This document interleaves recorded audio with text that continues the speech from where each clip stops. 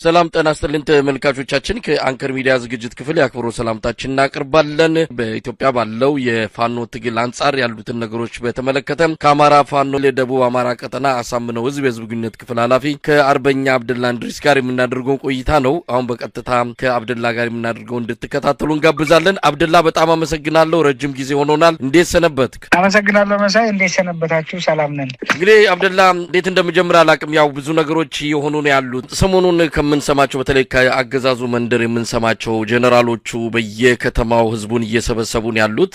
ያው የአማራ ክልል ሁኔታ ፖለቲከኞች ቦታውን ለቀው ለወታደሮቹ ሰጥተዋል። አጠቃላይ አማራ ክልል በአሁን ሰዓት ፖለቲካውም ያንዳንዱ እንቅስቃሴ የሚዘወረው በአብይ አህመድ ጀነራሎች እንደሆነ እየታዘብን ያለ ነው። አሁን ላይ ፋኖችን እናጠፋለን፣ ጽንፈኞችን ጨርሳቸዋለን የሚሉ ዘመቻዎች ተከፍተው አንዱም ውጤት እንዳላመጣም ራሳቸው በግምገማም አረጋግጠዋል። አሁን ያለ የሌላ ኃይላቸውን በተለይ ደግሞ በድሮን ጊዜውም ሁኔታው አመቺ ስለሆነ ይሄን አጋጣሚ ተጠቅመን የፋኖን መጨረሻ አሁን እውን ማድረግ አለብን ብለው በፊት እናንተ ነበራችሁ እየሄዳችሁ ያሉበት ድረስ የምትመቷቸው። አሁን ደግሞ ፋኖ ያለበትን እያሰሱ በድሮን መምታት፣ በወታደራዊ ጥቃቶች እንደዚሁ ከፍተኛ የሆኑ ዘመቻዎችን የከፈቱበት ሁኔታ ነው ያለው። ምን ውጤት አምጥቷል? እንግዲህ አሁን የሚታየው ነገር ፋኖን ጠራርገን እናስወጣለን አይነት ዘመቻ ነው። ከዚህ አንጻር ምን ሁኔታ ላይ ነው ያለው አጠቃላይ የአገዛዙ እንቅስቃሴ?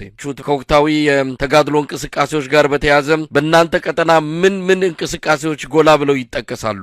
መልካም አመሰግናለሁ መሳይ። አንተም ለመግለጽ እንደሞከርከው በእኛ ቀጠና እንግዲህ አሳምነው ህዝብ በሚንቀሳቀስበት ብቻ ሳይሆን ደቡብ አማራ ቀጠና ወይም በተለምዶ ሸዋ የሚባለው ላይ አገዛዙ ከሰሞኑ የተደራጀና በተናበበ መንገድ እንቅስቃሴ እያደረገ ነው። አንደኛው ከዚህ ከዲጂታል ሚሊሻዎቹ ጋራ በተናበበ አለ የሌላ ኃይሉን እያንቀሳቀሰ የሚገኝበት ሁኔታ ነው ያለው። በድሮን ጥቃት በመሰንዘር በጣም በርካታ ንጹሃንን እና እንዲሁም አንድ ታዋቂን ግለሰብ ጨምሮ ለህልፈተ ህይወት እንዲደረጉ አድርጓል። በሌሎችም እንደዚሁ በእኛ ኃይል በሚንቀሳቀስበት በከሰም በመርሃቤቴም በሁሉም የሸዋ ቀጠናዎች የጠላት እንቅስቃሴ በስፋት ነው ያለው። ሌላው የሐሰት ፕሮፓጋንዳውም የእጅ ሰጡኝ ዜናውም እንደተከታተልከው በስፋት ሲካሄድ ነው የሰነበተው። ሌላው ህዝብን የማስጨነቅ የማይገናኙ ታሪኮችን በመገጣጠም ፋኖን የማጠልሸት ተራ አሉባልታ ላይ ያገዛዙ ሰዎች ተጠምደው የከረሙበት ሁኔታ ነው ያለው። እንዳጠቃላይ ሲታይ አገዛዙ ሽንፈቱን ለመሸፈን ሲል የተለያየ የሐሰት ፕሮፓጋንዳ እና ያሸነፍኩ የደመሰስኩ ዜና እየተስተዋለ ያለበት ሁኔታ ነው ያለው። መሳይ እንዳልከው የአማራ ክልል የሚባለው መስተዳደር ያው ፈርሷል። ከፈረሰም 3 ዓመት የቀረበው ነው ያለው። ምናልባት በመሀል በተወሰነ መንገድ የተወሰነች ገመዷን ሽባቧን ለቀቅ አድርገዋት የአማራ ክልል መስተዳደር በተወሰነ መንገድ ባህር ዳርና አንዳንድ ውስን የዞን ከተሞች ላይ በአገዛዙ ዙና መድፍ ታንክ ተከበው የሚንቀሳቀሱበት ሁኔታ ነበር የነበረው። አሁን መልሰው ሙሉ በሙሉ ለአብይ አህመድ የኮታ ጀነራሎች ያስረከቡበት ሁኔታ ነው ያለው። እነዚህ የኮታ ጀነራሎች እንደምታስታውሰው በቀረርቶ በፉከራ የታጀበ እንቅስቃሴ በመላ አማራ ክልል እነሱ በሚንቀሳቀሱበት ማለት ነው ጥቁር አስፋልትን ተከትለው ሌላ ቦታ ያው እንደሌሉ ስለሚታወቅ ምናልባትም በአንዳንድ የዞን ከተሞች በሚያገኙት አጋጣሚ የተለመደ ፉከራና ቀረርቷቸውን እያቀረቡ ተስተውሏል። እንዲሁም የአብይ አህመድ ጡረተኛ ጀነራሎች የሰሞኑ አንዳንድ ግርግር የመጽሐፍ መርቁልኝ የመጽሐፍ ጻፍን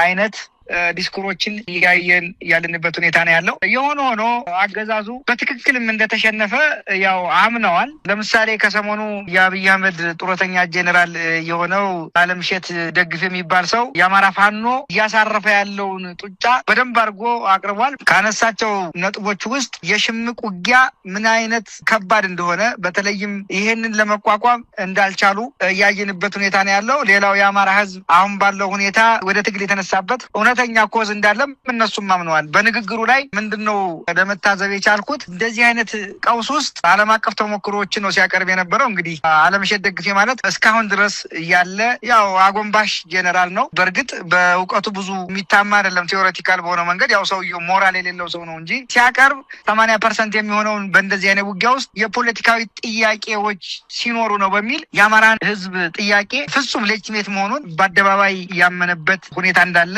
ለመታዘብ ለመታዘብ ችያለሁ። ይሄ ጀነራል እንግዲህ እንደምታስታውሰው የኢታማጆሩ ሹሙ ከፍተኛ አማካሪና የውጊያ ጉዳዮች ኃላፊ ነው። በግልጽ 80% የፖለቲካ ጥያቄ ባለመመለሱ የሚካሄድ ውጊያ ነው በሚል እምነቱን ሲሰጥ የታዘብንበት ሁኔታ አለ። ሁለተኛውና መሰረታዊው ነገር እሱ ያነሳው የአማራ ህዝብ የብሶት ደረጃ ልክ ቁስል በሚል የወከለበትና በከፍተኛ ደረጃ ህዝቡ እንደተቆጣ እንግዲህ ቁስል ስሜቱን ታውቀዋለህ። በዚያ ደረጃ ላይ እንደሆነ የአማራ ህዝብ ምክንያቱም 80% የሚሆነው ያ የፖለቲካ ጥያቄው ባለመመለሱ እዚያ እንደደረሰ ሲናገር ነበር። ሌላው በዚህ እንቅስቃሴ ውስጥ ህዝቡ መረጃ እንደማይሰጥና የመረጃ ምንጩን ሙሉ በሙሉ እንደቆለፈበት በብስጭትና በንዴት ሲናገር ያየንበት ሁኔታ ነው ማለት ነው። ያው ምንድነው ከሌሎች ሀገራትና ከሌሎች ኃይሎች ጋር በመሆን ለስልጣን ስጋት ነው የሚል አይነት ቀረርቶ ሲያነሳ ነው የቀረበው። በመሰረቱ የአማራ ህዝብ ከሌሎች ኃይሎች የሚገዛው የጦር ጄኔራልም የለም፣ የፖለቲካም ባለሙያ ይኖራል ተብሎ